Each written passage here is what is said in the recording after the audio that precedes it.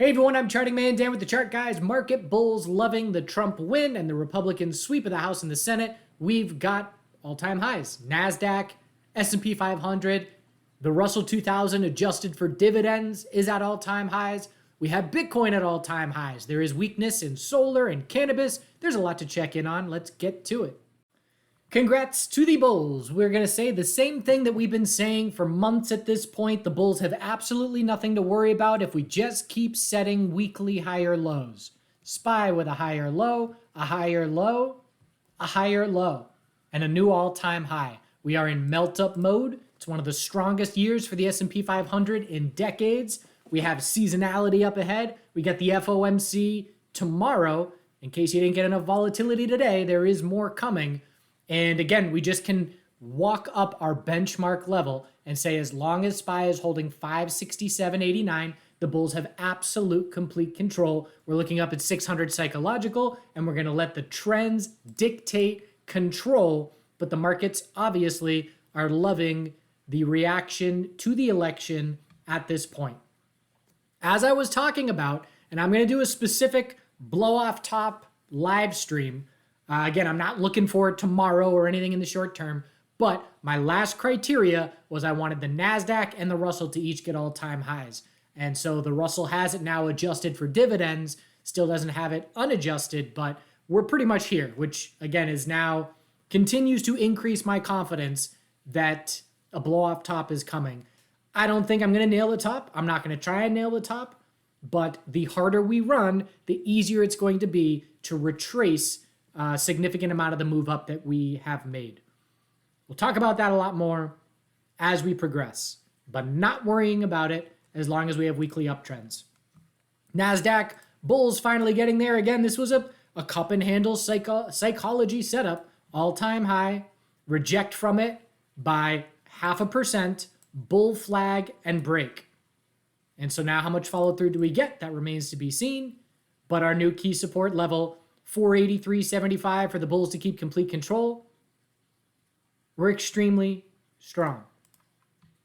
Semiconductors, the weakest of the major sectors that I watch, but still hanging on just fine overall. Still going to watch the question, do we set a monthly lower high or not? Maybe some of the exposure that some of these names have to China with Trump and tariffs, maybe that's a factor in the short term here or long term, but keeping an eye on it. But, as long as we're sideways, not a lot is changing. And just keeping an eye on it, chopping around. Tesla.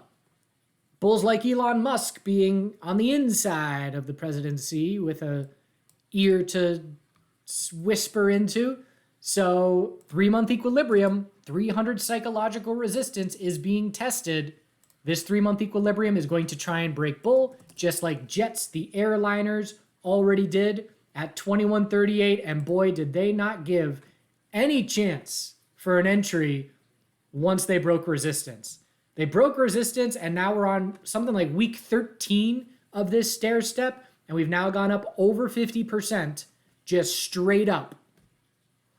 But it was a beautiful 3-month equilibrium that broke bull. And Tesla is trying to do the same thing. And we've got the hourly uptrend as our guide, the daily uptrend after that, and the bulls are loving the last couple of weeks. Back burners. A lot of people ask me, how do I enter? FOMO, euphoria. That is why the back burner was created as a trade strategy. So you're not chasing and buying the top. You're waiting for the trade to come to you when there's better risk reward. And today, they went well. TCG, back burner indicator. Don't know if Tesla got there, but we'll look at some other ones. Now, Tesla missed. Bulls front ran that. RSI got right down to maybe 32 or so before the bounce got going. But look at PLTR. PLTR, first thing, big wick. 5-minute back burner, 10% bounce from there. Maybe 8%, but blue sky breakout on PLTR. Who else got it? XLF, huge gap up open. Drop down. I don't use them pre-market, but you can see we hit 5-minute oversold during regular trading hours, and that led to the hourly higher low and another 1.5% plus move up to new all-time highs. IWM, 5-minute back burner triggered right at the low of the day. Solid bounce from there, a couple percent. Bitcoin 5-minute time frame overnight. Back burner. Again, this is just the environment that this strategy was created for. This is how I made my money in 2017, 2018, and it is still a great trading strategy. Once you use up 5-minute oversold, you then go to the 15-minute or the hourly. Go to our website, chartguys.com, search in the search bar, back burner. There's an in-depth video, an ebook. Learn this, especially in this market environment. Healthcare still weak, gap up open, and a lot of profit taking. Again, as a bull, you love it because you've got monthly consolidation, a monthly higher low is the most likely scenario, and it's just waiting for rotation where we'll look for XLV to set a monthly higher low. Maybe when one of the other major sectors is cooling off a little bit. But XLV is certainly not holding back the broader market with the fact that it's down 8% or whatever from the all-time high. Financial sector, just a monster move. Look at that volume. I mean, this is euphoria, FOMO. Just right off weekly EMA 12, bull flag and go. I had a short where I nailed the top on this day. I exit a third,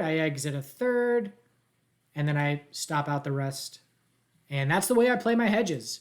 Take a little profit so you have a ton of cushion, and I hope I get stopped out of my hedges. That means my IRA continues hitting all-time highs.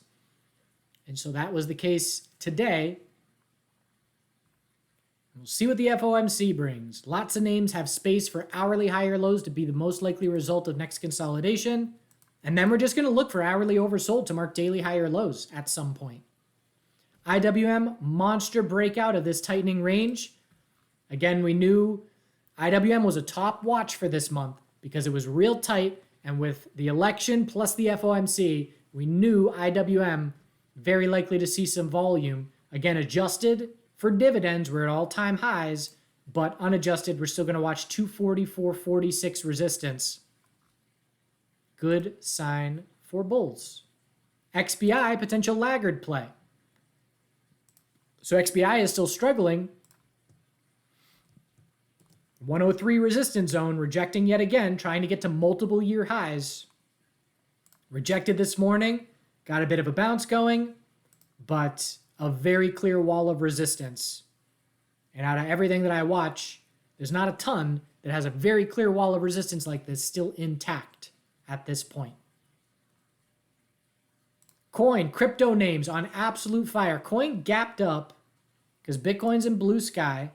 Coin gaps up 13%, and then from the open just runs another 15%. Crypto names were a top watch because I knew that there was not a lot of capital getting positions before Bitcoin all-time highs, and then once Bitcoin gets all-time highs, it sure is a confidence booster for people throwing some money into these crypto names. I'm watching Coin. Wolf is a low cap name. Bull flag confirming. The other names still have a ton of work to do. I mean, CLSK, huge resistance wall, previously support is up ahead. The miners are not the place to be this cycle, it looks like. That may change. MSTR led the way. Coin is the number 2, playing catch up.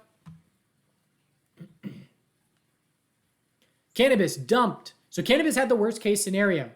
Florida failed. Some other ballot measures failed.